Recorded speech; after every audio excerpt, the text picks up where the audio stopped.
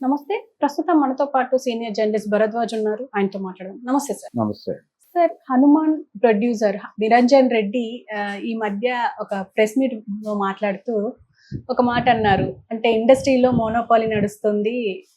మాలాంటి ప్రొడ్యూసర్‌ని ఎదగనివ్వట్లేదు అన్నట్టుగా మాట్లాడినట్టు తెలుస్తుంది. దీని గురించి మీరేమంటారు సార్? అంటే ప్రెస్ మీట్ అని కాదు గానీ ఆయన ఏదో ఛాంబర్‌లో ఆవేదన వ్యక్తం చేశారనే మాట అయితే నేను విన్నాను.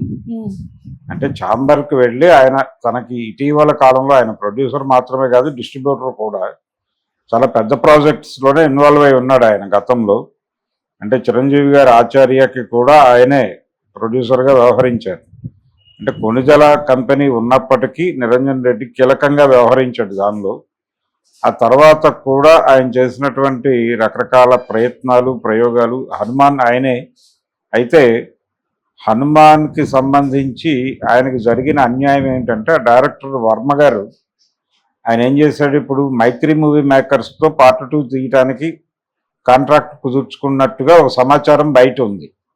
అంటే తన దగ్గర చేసి ఇప్పుడు తనకంటే పెద్ద ప్రొడక్షన్ హౌస్ అన్నట్టుగా అలా వెళ్ళిపోయి ఇప్పుడు దాని మీద దీని క్రేజ్ మీద దాని బిజినెస్ జరగాలి. అది తీసుకెళ్ళి వేరే చోట లాంచ్ చేయటం అనేది ప్రశాంత్ వర్మ తనని డినై చేసినట్టుగా తను భావిస్తున్నాడు. అలాగే మోసం చేసినట్టుగా కూడా భావించాల్సి వస్తుంది అనేది ఆయన అభిప్రాయం. అలాగే ఆయన డిస్ట్రిబ్యూట్ చేసినటువంటి డబుల్ స్మార్ట్ సినిమాకి సంబంధించి దాదాపు ఆయన 40 కోట్లకే ఏమో కొన్నాడు, అది 10 కోట్లు కూడా రాలేదు అనేది ఆయన అభిప్రాయం. ఆ బ్యాలెన్స్ డబ్బులు అడిగితే మేము వేరే పిక్చర్ ఏదో నీకు ఇస్తామని చెప్తూ వస్తున్నారు వాళ్ళు, పూరి జగన్నాథ్ చార్మి. అయితే ఆ నష్టాన్ని ఎలా భర్తీ చేస్తారు అనే దానికి సంబంధించి ఏ రకమైనటువంటి క్లారిఫికేషన్ లేదు, క్లారిటీ లేదు వాళ్ళ దగ్గర నుంచి అని చెప్తున్నాడు ఆయన. ఆయన ఇప్పుడు ఆల్రెడీ 2 సినిమాలు ప్రొడక్షన్లో ఉన్నాయి ఆయనవి. నిరంజన్ రెడ్డి గారు సాయిధరం తేజ్తో ఏటిగట్ట అవతల అన్న టైటిల్తోనే ఏదో సినిమా ఒకటి చేస్తున్నాడు.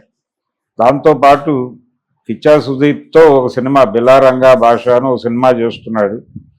ఈ సినిమాలు ప్రొడక్షన్లో ఉండగా ఆయన గతంలో చేసినటువంటి సినిమాలు వచ్చినటువంటి నష్టాలు, ఆ నష్టాలకి రావాల్సినటువంటి అంటే ఆయనకి ఆ నష్టాలు ఎవరైతే కలిగించారో వాళ్ళ దగ్గర నుంచి ఆ డబ్బులు ఇప్పించాల్సినటువంటి బాధ్యత ఎవరిది అనేది ఛాంబర్ నుంచి ఒక క్లారిఫికేషన్ కోరుతూ అక్కడ తన మొర వినిపించుకున్నట్టుగా ఒక సమాచారం. ప్రెస్ మీటో మరొకటో కాదు, ఆయన ఛాంబర్కి వెళ్ళి తన ఆవేదనను వ్యక్తం చేసి, అయ్యా నా పరిస్థితి ఇది, నేను రెగ్యులర్ ప్రొడక్షన్ చేస్తున్నాను, డిస్ట్రిబ్యూషన్ రంగంలోనూ ఉన్నాను, నన్ను ఇలా రకరకాలుగా ఇబ్బందులు పెడుతున్నారు, వాళ్ళని ఒకసారి పిలిచి మాట్లాడి నాకు రావాల్సిన బకాయిలేవో నాకు ఇప్పించేస్తే కొంత నేను కుదుట పడతాను అని చెప్పుకోవడంతో పాటు నాతో పార్ట్ 1 చేసి సక్సెస్ కొట్టేసి ఇప్పుడు తీసుకెళ్ళి దాన్ని ఇంకెక్కడో పెట్టడం అనేది ప్రశాంత్ వర్మ అనే డైరెక్టర్కి ఎలా సబబు అనేది కూడా మీరు ఒకసారి మాట్లాడి సెటిల్ చేయండి అన్న పద్ధతిలో ఆయన తన సినిమా కష్టాలన్నింటినీ ఛాంబర్ వారి దృష్టికి తీసుకెళ్ళారు.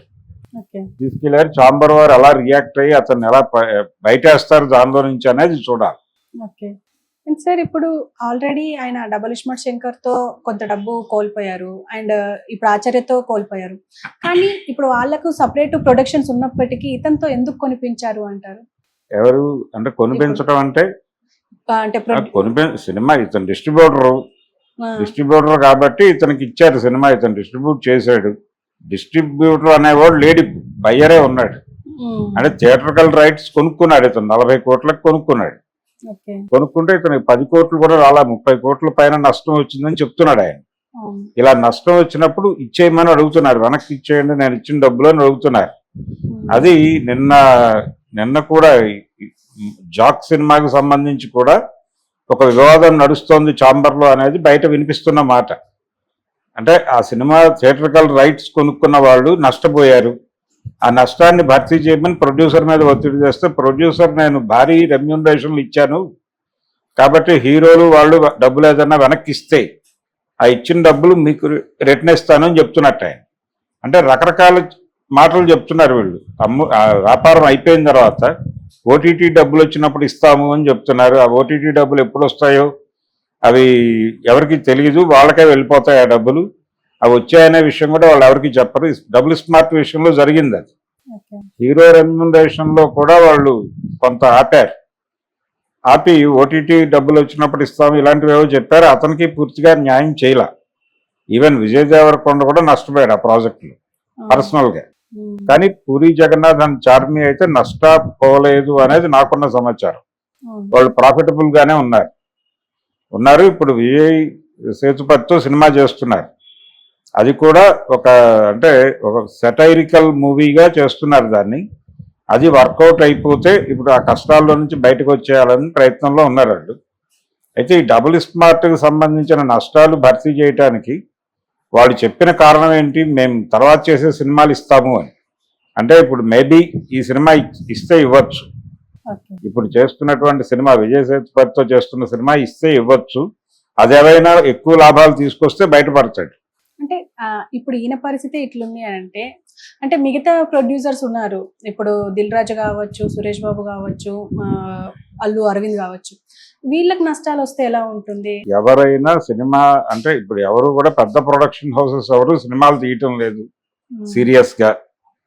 వాళ్ళు ఎవరో ఔత్సాహికులు తీసినటువంటి సినిమాలు బాగుంటే తీసుకుని వాళ్ళ పేరేసి రిలీజ్ చేస్తున్నారు. ఇది జరుగుతోంది.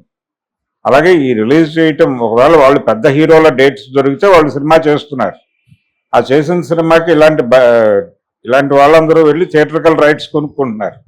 ఇప్పుడు theatrical rights, OTT rights, digital rights, అలాగే satellite rights, up country satellite rights, ఇలా 100 రకాలుగా సినిమాని అమ్ముతున్నారు. ఈ అమ్మకాలలో థియేట్రికల్ రైట్స్ అనేది ఒకటి. ఆ థియేట్రికల్ రైట్స్ దగ్గర థియేటర్కి జనం రాకపోతే నష్టం వస్తుంది. వాళ్ళకి నష్టం వచ్చినప్పుడు మా డబ్బులు వెనక్కి ఇచ్చేయండి అని అడుగుతున్నారు. గతంలో 5 ఏళ్ల కాంట్రాక్ట్ ఉండేది, 5 ఏళ్లలో రకరకాల చోట్ల వేసి డబ్బులు వెనక్కి తెచ్చుకోగలిగేవారు. ఇప్పుడు ఆ పరిస్థితి లేదు. సినిమా 3-4 రోజుల్లో ఏది తెచ్చినా 3-4 రోజుల్లోనే జరగాలి.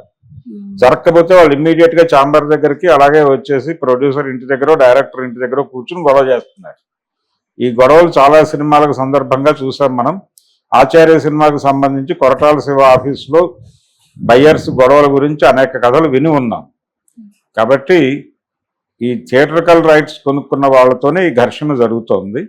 అందులో భాగంగానే ఇప్పుడు ఈయన కూడా థియేట్రికల్ రైట్స్ కొనుక్కునే భంగపడ్డాడు డబుల్ స్మార్ట్. నిరంజన్ రెడ్డి గారు ఆ డబ్బులు వెనక్కి ఇప్పించమని అడుగుతున్నాడు. వాళ్ళు ఏదో నెక్స్ట్ ప్రాజెక్ట్ ఇస్తామని చెప్తున్నారు, కానీ ఇవన్నీ కాదు, నాకు డబ్బులు ఇచ్చేస్తే నేను ఇంకేదో ప్రాజెక్ట్ చేసుకుంటాను. ఆయన ఆల్రెడీ 2 అండర్ ప్రొడక్షన్ ఉన్నాయి, 2 సినిమాలు, కాబట్టి ఆయనకు మేబీ డబ్బులు అవసరం వచ్చి ఉంటుంది. దానికోసం తన బకాయిల గురించి ఛాంబర్ ఏమైనా పట్టించుకుంటుందేమో అనే ఉద్దేశంతో వచ్చి మాట్లాడాడు అంతే. Okay sir, thank you.